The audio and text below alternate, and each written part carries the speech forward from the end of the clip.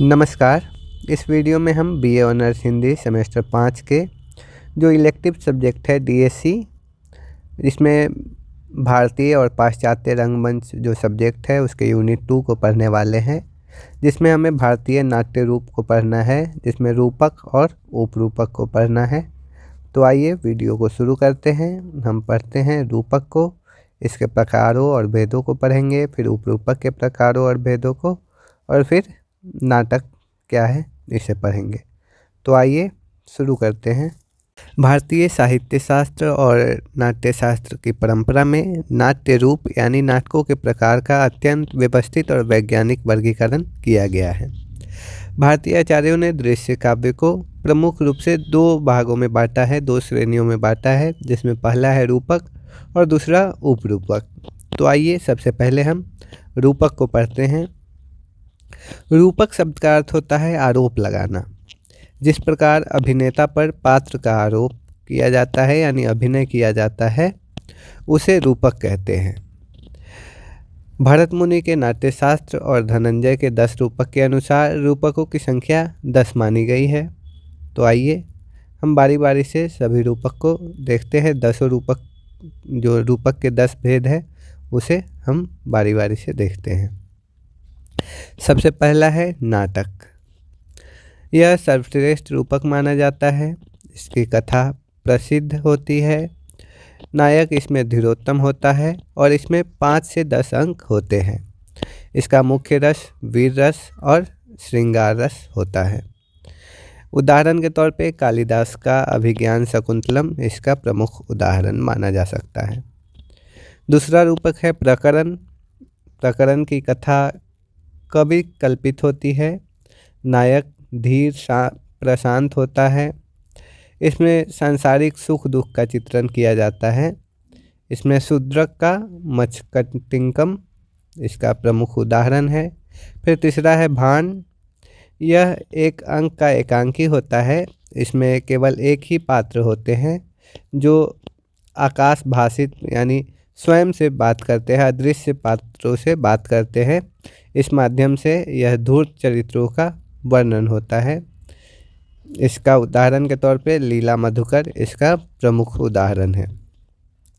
चौथा रूपक है हमारा प्रहसन। प्रहसन में एक हास्य प्रधान नाटक है यह। इसमें पाखंडी तपस्वियों, धूतों और समाज की जो विकृतियां हैं उस पर व्यंग्य किया जाता है। यह 1 या 2 अंकों का होता है, जिसका प्रमुख उदाहरण मत विलास है। फिर पांचवा है डिम। इसमें माया, इंद्रजाल, संग्राम और रौद्र रस की प्रधानता होती है। इसमें 4 अंक होते हैं और 16 उद्धृत यानी उग्र पात्र होते हैं। इसमें विमर्श संधि नहीं होती। इसका उदाहरण के तौर पे त्रिपुरदाह इसके प्रमुख उदाहरण की कृति है। इसके बाद छठा रूपक है वयायोग। यह 1 अंक का नाटक है। कथा इतिहास प्रसिद्ध होती है इसमें, लेकिन इसमें स्त्री पात्र बहुत कम होते हैं। युद्ध और संघर्ष इसका मुख्य विषय है। इसके उदाहरण के तौर पे सौगंधिका हरण इसका प्रमुख उदाहरण कृति है। इसके बाद 7वां है समवकार। इसमें समुद्र मंथन जैसी देवासुर संग्राम की कथाएं होती हैं। इसमें 3 अंक से नाटक को रचा जाता है और 12 नायक होते हैं, जिसमें देवता और असुर होते हैं। उदाहरण के तौर पे समुद्र मंथन इसका प्रमुख उदाहरण है। फिर 8वां रूपक है विथि। यह 1 अंक वाला रूपक होता है। इसमें 1 या 2 पात्र होते हैं। इसमें श्रृंगार रस की प्रधानता होती है और संवाद में वक्रोक्ति प्रमुख रूप से देखने को मिलता है। इसके उदाहरण के तौर पे मालविका इसका प्रमुख उदाहरण है। इसके बाद 9वां रूपक है अंक या उत्सृष्टिकांक। यह एक करुण रस प्रधान एकांकी है। इसमें युद्ध के बाद की स्त्रियों का विलाप और शोक दिखाया जाता है। कथा प्रसिद्ध होती है, लेकिन कवि अपनी कल्पना से विस्तार देता है। शर्मिष्ठा या याति इसके प्रमुख उदाहरण है। इसके बाद 10वां जो हमारा रूपक है वो है इहामृग। इसमें दिव्य पुरुष द्वारा दिव्य स्त्री के लिए प्रेम और संघर्ष को दिखलाया जाता है। इसमें युद्ध तो होता ही है, लेकिन किसी की मृत्यु नहीं दिखाई जाती। इसके 4 अंक होते हैं। कुसुम शेखर इसके प्रमुख उदाहरण हैं। इस प्रकार हमने रूपक के 10 रूपकों की चर्चा की। अब हम उपरूपक को देखते हैं। जो रूपक शास्त्रीय नाट्य की अपेक्षा नृत्य और संगीत पर अधिक आधारित होते हैं उसे उपरूपक कहा गया है।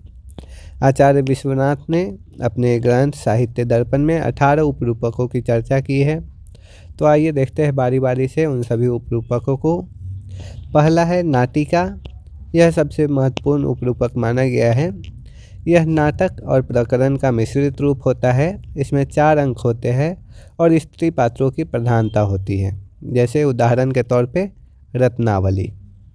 इसके बाद दूसरा उपरूपक है त्रोटक। इसमें मनुष्य और दिव्य पात्रों का मिलन कराया जाता है, जिसमें प्रत्येक अंक में एक कॉमेडियन रहता है, एक विदूषक रहता है। तीसरा उपरूपक है षटक।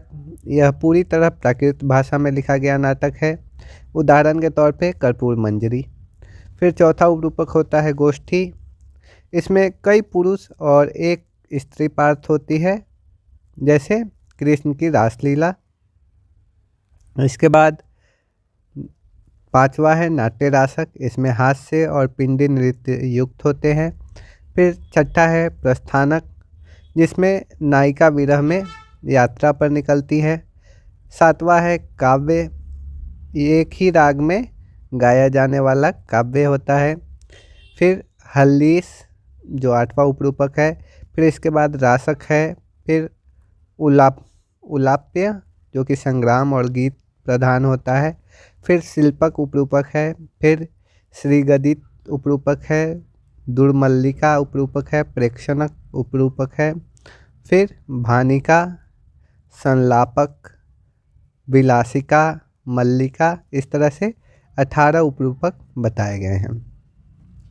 अब हमारे टॉपिक में तीसरा टॉपिक है नाटक। अगर इसे देखें तो आजकल सामान्यतः सभी नाटकों को नाटक कह दिया जाता है, लेकिन शास्त्र में नाटक रूपक का केवल एक भेद है। एक आदर्श नाटक में 3 तत्व माने गए हैं, जो कि मैंने आपको पहले वीडियो में भी बताया है: वस्तु, नेता और रस। नाटक की कथा प्रख्यात होनी चाहिए, अर्थात वह रामायण, महाभारत या पुराणों से ली गई हो, यानी पौराणिक कथाओं पर जो बहुत प्रचलित हो, प्रख्यात हो, वैसी कथा वस्तु हो।